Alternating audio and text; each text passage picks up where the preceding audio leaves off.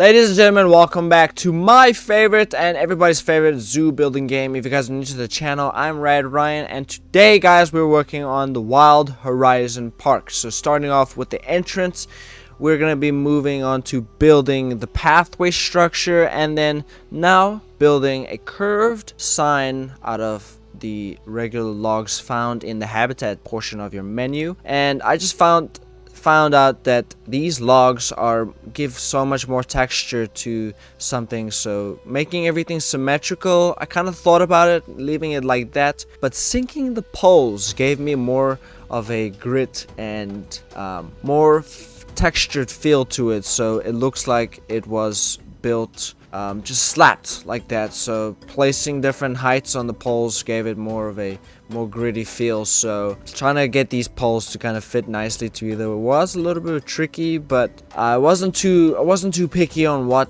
how it was gonna look. So moving on to the letters, I decided to go with the small letters in the game to kind of give the Wild Horizon Park sign more feel. So the white letters they look absolutely lovely. I did forget to hit pause in the game, but hey, we live and learn. So hitting it back to daytime so I can see what exactly I'm doing. So building this Wild Horizon sign, I had the idea of building it different, like everything didn't fit together, or it looked wild basically. So we're going for a wild theme here, wild small park in the middle of Horizon something. It's just gonna have a more grit texture to it.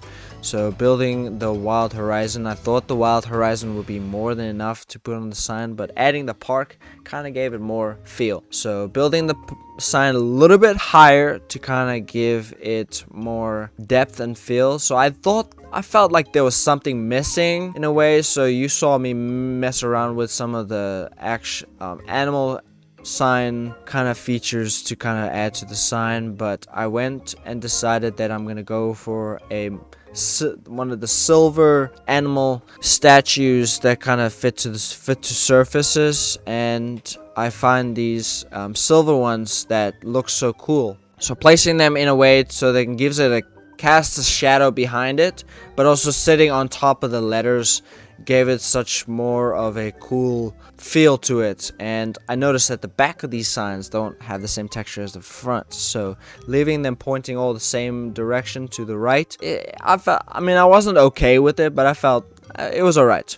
So placing these statues kind of against the wall, giving it more space enough behind it so they can cast a shadow, made it feel more cool. So we will be moving on to lighting here. Lighting is very important when building signs and building your pathways, and basically lighting is going to be the most important thing. So because if your zoo is open during the night and guests come in, then you want to be able to light up things perfectly. So lighting up the sign was very crucial to me, and I felt like adding a small pond kind of thing to it gave it more depth. So the sign sits right behind there, the water's in front, and these lights that I had to point straight directly in the right positions to kind of get the same feel kind of gave it. So I did feel like something was missing, so I went and found these red string lights to kind of cover the entire bottom of it.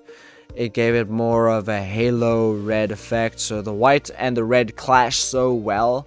It just looks super awesome. So I felt like that was enough for the sign's light, and making the water less transparent and giving it some water texture. So I decided to go with these small water jets to kind of spout in towards the middle, and also I gave it a mist effect, which I like how that looks during the night, and it could also look nice during the day. So kind of works itself out, and I enjoy doing some things like this because it lets me get my creativity out, so I can basically do as I please with whatever I'm placing. So I did think about putting in some other water jets, but I felt that was enough. So I found these African clusters in my workshop to kind of place around to kind of draw the attention away from the outside more into capturing the sign and its essence. So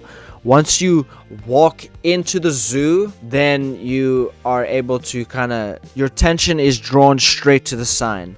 So placing these African clusters of things with bush and elephant grass made it feel so much more like it was trying to capture something. So trying to add something more to that section, and I found another piece of workshop scenery and stuff. So this African toilet and an African outpost I felt like was a good add on to the surrounding area. So adding some extra plants and stuff, and these clad rocks look so cool, so to give it some more texture around, and adding a small monument thing to kind of give a statement. So adding some clad rocks, some plants, and some more textures into the zoo felt like it was giving them more texture. So we're gonna go and give you guys some cinematic shots. So I hope you guys enjoyed this video. Thank you guys so much for watching. We'll catch you guys on the flip side. Peace out.